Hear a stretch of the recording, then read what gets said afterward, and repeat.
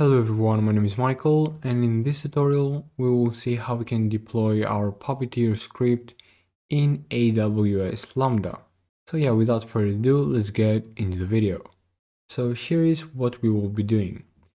Okay, so first of all, let's create a folder. Let's name it Lambda. Let's go on that folder and then let's create a package.json so we can create our Nodejs app. Now let's open that folder in Visual Studio Code. And let's create an index.js where we will put our code. Now what we will be doing, let's go back, is instead of Puppeteer, we will be using Puppeteer core. And we do that because if we scroll down here, as you see, it says Puppeteer core doesn't download Chromium when it is installed. And we need to do that because AWS Lambda already comes with a version of Chromium. And we need to use that instead. To do that, we will use Chrome AWS Lambda. Now, what this library does is, if we scroll down here, as you see here on the example, what it does is from that Chromium, we launch a Puppeteer browser. And as you see, Chrome AWS Lambda, this library, gives us the custom arguments that we need to pass. It gives us the default viewport we need to pass. And then the most important thing is it gives us the Chrome executable path. Basically, it fetches that path and it uses it here. And lastly, it uses headless to true, and that's basically it. And this is the script we will be using. By the way, we also have an example for Playwright. Now, let me know if you want me to do a series with Playwright and basically do everything we did with Puppeteer but for Playwright. I'll most likely do one there as well. Okay, so let's go ahead and copy this code right here, and let's install Chrome AWS Lambda and Puppeteer core. So let's do PMI and then Puppeteer core as well. That's a save. And yeah, that's basically it. I don't think we will change anything here.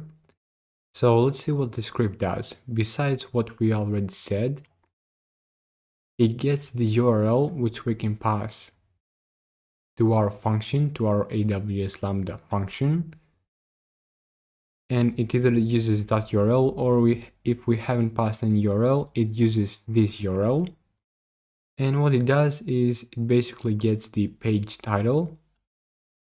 And if there is an error, we send that error back. Otherwise, we close the browser either way and then send the results back. And yeah, that's basically it. Okay, so let's go back. Let's go to AWS Lambda functions. And to find them, just search for Lambda. There we go. Click here and then go to functions. Okay, so let's create a new function and we will do that from scratch. So make sure you use this method. And let's do test. And let's create the function. Now AWS has a limit of 50 megabytes of zipped code or 250 megabytes of unzipped code. So basically our entire source code should be 50 megabytes when zipped, under 50. But we can also bypass that by using Amazon S3. Now before we do that, I suggest you go on your configuration, click edit, and then use minimum 512 megabytes of memory. And we do that because otherwise the script is executed really slowly and it also might crash. So I suggest you try with 512, and then if you have issues, you can increase your memory. Also, I suggest you increase your timeout to 1 minute. Now, this is a simple application, so we most likely won't have any issues with the timeout, but make sure you check those out if your script is for some reason failing. Let's go ahead and zip our folder. So we will use compress. Now, if you are in Windows, then use WinRAR or something like that and zip your folder. And let's go ahead and upload it. So we will click upload from .zip file. We will click upload, go and click Lambda and then open. Actually, nope, let's go back. I meant to do zip. There we go. Okay, and as you see, our folder is 0.1 megabytes larger than the limit. So as you see, with a very simple application, we still go above the limit. So to fix that issue, what you could do is use an older version, version 6 of Chrome AWS Lambda, and same for the Puppeteer core. But if you still want to use the latest version or an earlier version, then we will go ahead and use the AWS S3 method. But as you saw, this is the whole process you have to do. So just click upload, select your zip folder, and then click save, and it will just start to upload. Okay, so let's click cancel. And let's go to S3.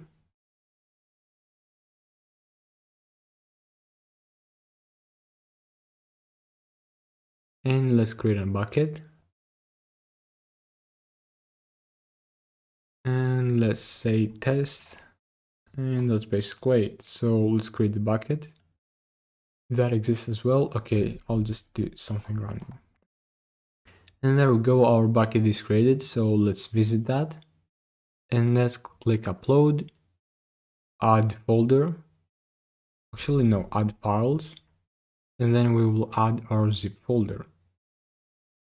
And then click upload. Now this will take some time, most likely 2 to 3 minutes, depending on your internet connection and also how big your folder is. By the way, AWS Lambda is not free, but it is cheap. So as you see, depends on your memory that you put. This is the pricing for the memory you use and for the time you use it. You'll be priced depending on your requests. And yeah, I think that's it. The zip folder is uploaded. So what we will do now is click on the zip folder and just copy paste and just copy the location of that folder. So copy S3 URI, go back, click Amazon S3 location, and then copy the URI here and click save. And as you see, successfully updated the function test. Now let's click test. We will create a new event and we will pass some data because as you saw in our code, we can pass a URL. Let me show you again. Yeah, as you see, we can take from the event a URL. So let's pass a URL. Let's do Google. So let's do https www.google.com. And then let's click test. And we have an issue. So it says cannot find module index.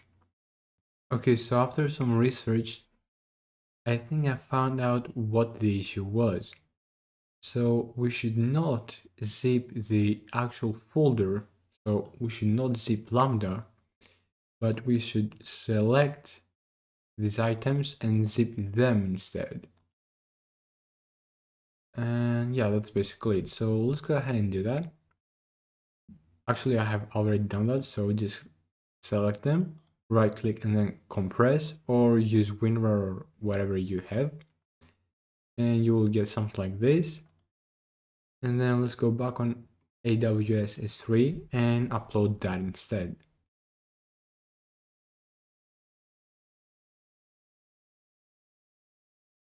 So let's delete the previous one. So click it, then delete.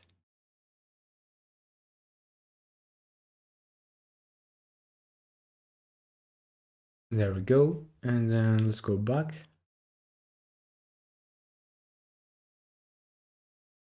And click upload, files, and then archive.zip.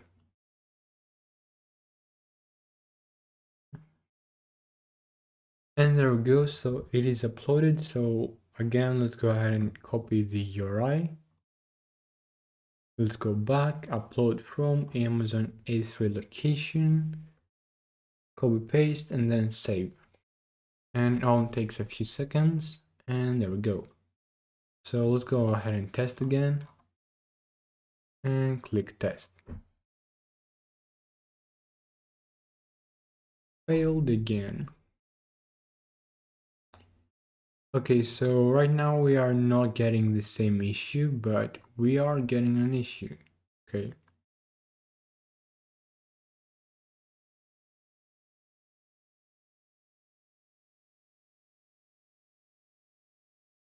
Okay, so I did a research again, and we have to use Node.js version 14 because that's the version that supports Chrome AWS Lambda.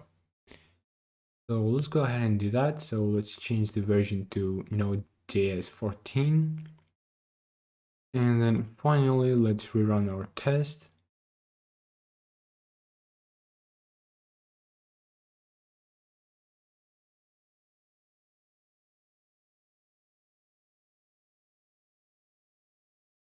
And there we go. So we have execution result succeeded.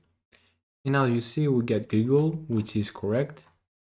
And this is how we can upload our script in AWS Lambda. So yeah, with that said, make sure you hit that like button if you enjoyed this video and if it was helpful. And also subscribe so you don't miss any of my future videos, because I do a lot of videos around Puppeteer and generally about scrapping or web related videos. You will most likely need to see those videos as well. So yeah, with that said, see you in the next video. Bye bye. By the way, the code will be down in the description, so make sure you check it out.